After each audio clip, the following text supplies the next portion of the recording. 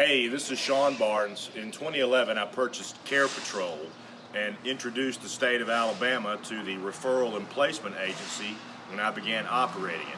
Think of us as sort of a marriage between social work and real estate.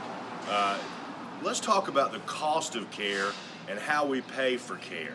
So in Alabama, we can look for independent living, and we've talked about this in some other posts, what independent living entails.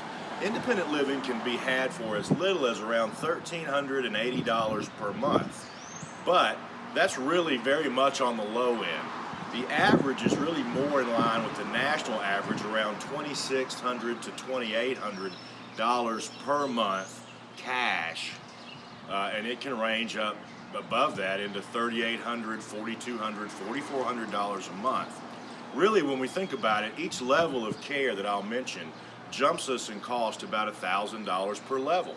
So with assisted living in the Alabama area, we can find on the low end assisted living at around the $1,800 to $2,300 mark.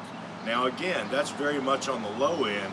The average is going to be more in line with the national average, around $2,800, but really we're looking more probably around $3,400 to $4,600 per month for the middle of the road type cost. And by that I just want to make one point. Just because we're paying a certain cost doesn't mean that we're getting a certain level of care. So if we're not paying a lot, if we're paying $1,800 versus $3,800, don't think that we're getting less necessarily. For one thing, the staffing ratios are set by the states. The same staff will be in place.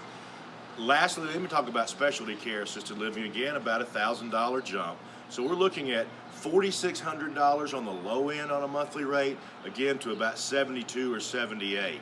So you can see that if we can, we want to, as I've said before, start low and go slow. So let's get in the least level of care that we can afford, preserve our assets so that we can age in place through the various levels of care.